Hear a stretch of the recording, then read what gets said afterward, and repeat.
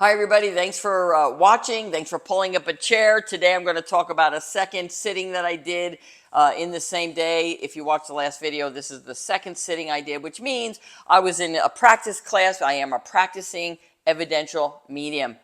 I don't yet know where this is going to take me, but I keep walking the path that is unfolding in front of me. I am all in for the rest of my life. I told my husband, I said, nobody can tell me that the spirit world does not exist.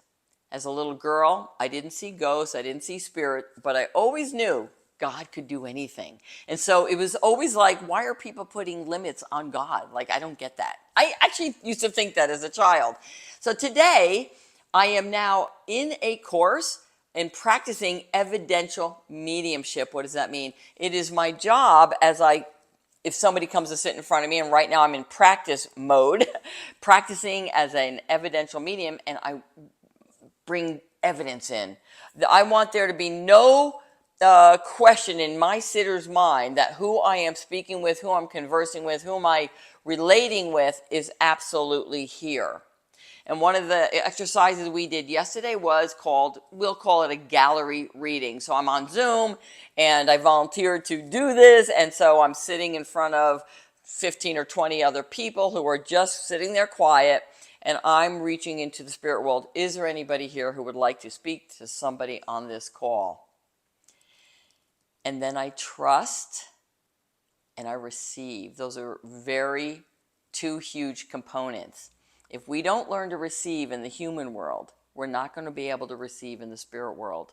It is super important. If I don't learn to receive, open up and receive, surrender my left brain, my protective personality, my ego, and kind of tell it I love it and put it over here, then I'm going to start getting into my brain. And I don't want to get into my thinking brain. I want to get into my heart brain. I want to be open to the visions that come through. That's called clairvoyance. It's fascinating, the different clairs. It's related to the chakras, if you're familiar with that.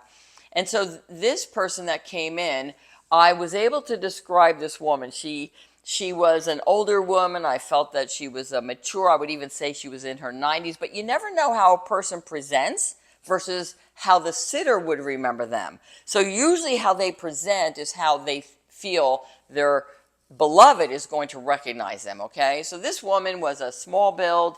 She was frail in stature, but not in energy. Nothing about her was frail. And I saw her. Now, this is interesting. I could see her in my mind's eye, and she had gray curly hair. And I said, as I translated, that I said she has fine gray curly hair.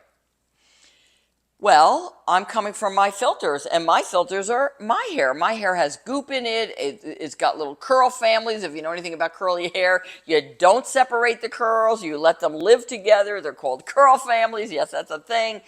This woman didn't have that. So because I said her hair was fine, a couple of people in the audience were saying, I can't take that. She didn't have fine hair. Isn't that interesting? So I went back in my mind to go, okay, I'm not changing my story, but can I change my descriptive for future? I want to be aware that we are all imagining a vision when we give words. That words are super important. So how could have I expressed that look better? I could have said she had gray curly hair and clearly there was no product in it. That would have made more sense to people. And that still is true in my mind's eye. That's what I'm seeing. I didn't see her having goop in her hair. If you look at my hair, I've got goop in it. It's very clear. See, curl family. You don't separate them like we did in the 90s and 80s. So this is fascinating and good lessons for me. Good lessons for me because we're not going to get it 100% correct. We are receiving information from a beloved in the spirit world who is simply a person with no body, who wants to connect with their beloved here as much as we want to connect with our beloved there. And they're doing the work there, and I'm doing the work here to help bring this forward. And I got to bring her forward, and I would say I got 85% correct. There was a hiccup with the texture of the hair. Isn't that interesting? And it's okay.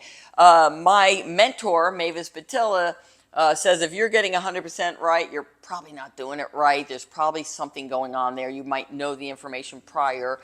Like I could have, let's say I happen to know this person who I was sitting in front of, who was sitting in front of me, and I might have known that she had a deceased a grandmother or a beloved or a partner, then sometimes the left brain wants to get in charge and start getting in there. So you kind of go, okay, I love you, left brain. I love that you're here, your ego. We need an ego. Thank you for being there for me. But now we're going to put you to, you're going to go take a nap so that you can go over here and I can just trust that what comes through is real. And I will tell you that all of my personal development work that I have been involved in and done my entire life, it's always been about growth, personal development. I remember when my mother brought home the book. I was just 10 years old. I'm Okay, You're Okay. Now, I never read that book, but as a 10-year-old, just the title alone set me on a path. And also my mother's words, another book that she brought home was Power of Positive Thinking. So I have always been on the journey and the understanding that our thoughts matter. And while I had my ups and downs, oh yes I did, I had chronic fatigue in the 90s it lasted about 10 years. I became a widow at 57 years old, remarried at 60. And there's a lot of life that goes on. However, when you are growing and evolving, those hits, they hurt, but they don't take over.